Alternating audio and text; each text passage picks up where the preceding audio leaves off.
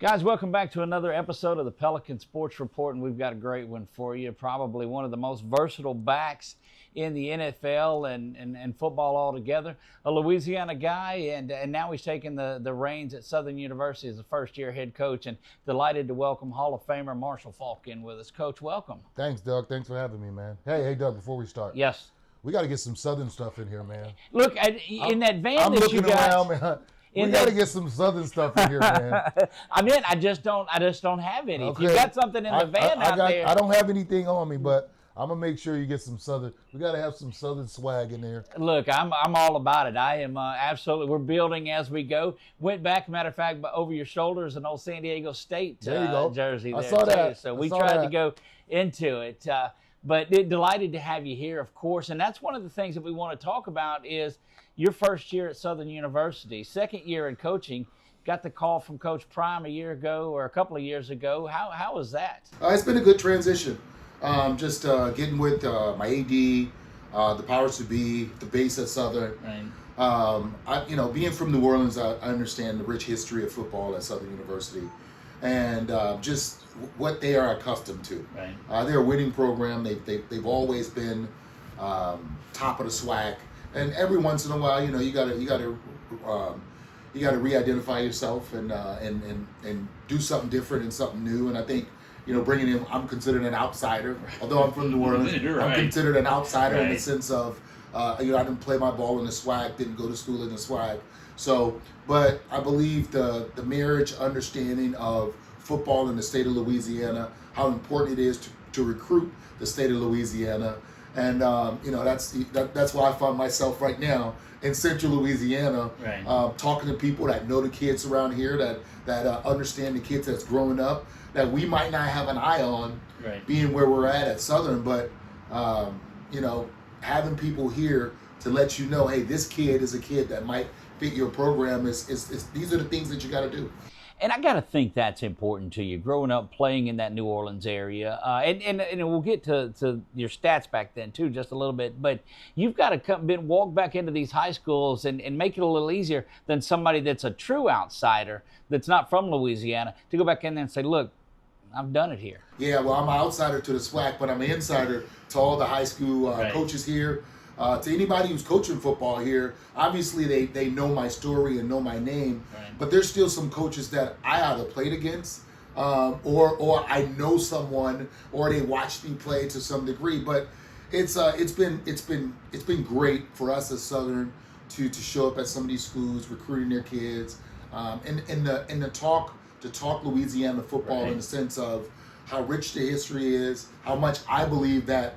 As we're the best state. Per capita, we put out the most amount of athletes that go D1 and NFL. I don't care what other state, whether it's Texas or Florida. Right. When you look at it per capita, our size and how many we put out, we do with the best of them. And you see that in the amount of talent that gets put out to the LSUs, everybody that's in there. Grambling has it, Southern has it, these schools around here. Anybody that doesn't recruit Louisiana has got to be out of their minds. Yeah, and if you go even further and you look back at the displacement of talent Right. that happened with Hurricane Katrina. A lot of them went to that Houston area and all around. Whether it's Houston, whether it's Oklahoma, you see a CD Lamb like, oh no, he's from Louisiana. That's what? right.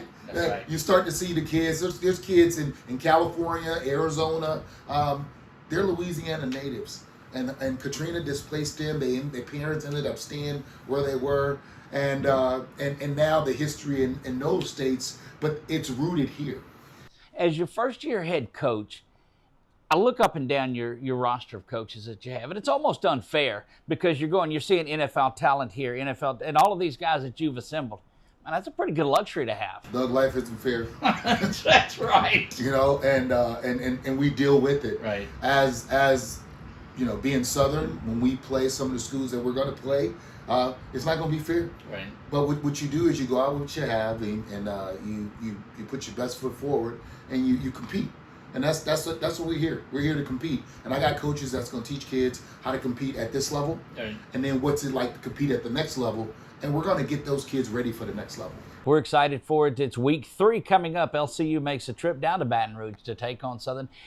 What was that phone call like, getting that, saying, hey, look, we want to play a team that's around here? Did you make the phone call to Coach Ben? Did he make it? How did that go on? No, it was our AD called and wanted to reach out. And what we try to do exactly what LSU does when they play us, or when they play a McNeese or something like that.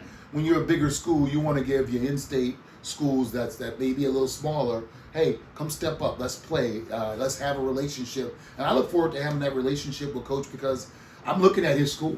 I'm looking for players on his team. Right. And if we tend to have a kid who might not be ready right now, hey, Coach, here's a kid who you can develop that can help you play at this level. I want to have that kind of relationship, because when we're all helping each other, the state's stronger. Does that change a little now that the NCAA has their 5 for 5 that they're working on? Not at all. Not at all. You just got to understand where you're at. And I think Coach Ben, they understand what type of program that they got to have. We're all in this position, as whether it's NAIA or FCS, we're feeder systems at FBS. We're getting kids ready to go actually make money. This is, instead of getting them ready for the NFL, we're getting them ready to go to a Power 3, 4, or 5 conference and make money that could actually change their families' lives right now. These kids that are working their way up, man, that's the true story, is that they're able to work their way up, because it went so much from, I just want to get a look, to now it's about how much money can I make on there. But these kids that are starting at NAIA, where LCU is, that are making it to Southern, they're doing it for the love of it, because they want to get there and play ball. Doug, when I was in college, man, in the summer I had to get a job. I had to get a job. And if you think back, in the 70s, some of those football players, they worked and they played football. Isn't that crazy? But it changed, and now, as you look at it, once in college now, you don't have to get a job. Now the opportunities for you to make money, because here's what we all know: money is being made off the kids playing. Yeah, and it's been from video games to whatever it is, they've been making that money off of it for years, and it's great. I'd almost like to see a little more of a incentive-based, where they achieve a little bit more than these kids getting placed with a big lump sum, because a lot of them, it's more money than they'll ever make in their lives. I think we'll get there. Right. Right now, I think the more important thing isn't incentivizing it, but making sure that the kids and their families are financially literate enough to take care of the money, and that money, when you do get it, and if you get it in a chunk, got to understand the tax implications around it. Right. How to make it last as long as you can, how to invest and grow it, and that's the parts, because there's so many stories around athletes not taking care of money, and the younger you give it to them, the more problems they're going to have. And most of our parents, just like mine, they hadn't seen the amount of money that I received ever in their lives. Right. So they couldn't help me. So we got to make sure we are preparing these kids. What do you tell the kids that are out there, maybe that are young and are facing that decision, to be careful of your circle? Be careful who you surround yourself with. Because the information that I'm telling them is not something that I read, that I lived. That's right. That's right. I sit the kid down first, and then I sit him down with his parents and have an organic conversation around this money, who it's for, and like, how are you guys going to use it, and making sure that they have a strategic plan. Because let's just say, in today's landscape, if a kid goes Power 3 or 4 and he gets $500,000 and he wants to buy mom a $200,000 house, well, $500,000, you have no write-offs. That's right. You're paying $200,000. You buy mom a $200,000. You only got $100,000 left. That's right.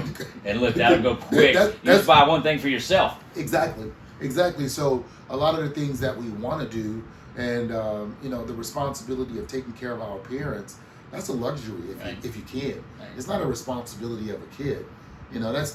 Parents take care of kids. Kids don't take care of parents. If you can, it's a luxury, and you do it when you have the luxury and you have the money to live luxurious. So just explaining those dynamics to the kids and the parents, because I'm not trying to separate you, but I want to have a conversation with the kid, because I want the kid to confide in me and understand that, hey, I'm worried about this, I'm worried about that, and I can answer those questions that he might not say in front of his parents, when they're sitting down. If these kids will just lean on guys that have lived it, like yourself, that is great. All right, everybody knows the offensive stats, and we'll wrap up because I know you've got somewhere to go. Everybody knows the stats that got you into 4 or 5 different halls of fame, which is phenomenal. The 6 pick sixes in high school. How was that? A lot of folks might not realize what a dynamic DB you were. Yeah, that's probably part of the game that once I went to San Diego State kind of got left out. But as I always tell the story, people always ask, how did I get out of here? I was like, listen, nobody was wrong. Right. Like it's a pretty damn good DB, but I knew what I loved doing. Right. And it wasn't as much covering guys. It was the reason why I got the pick six, because I always wanted the ball. I was better with the ball in my hands. So right. Look, I love it. I love what you're doing for the sport.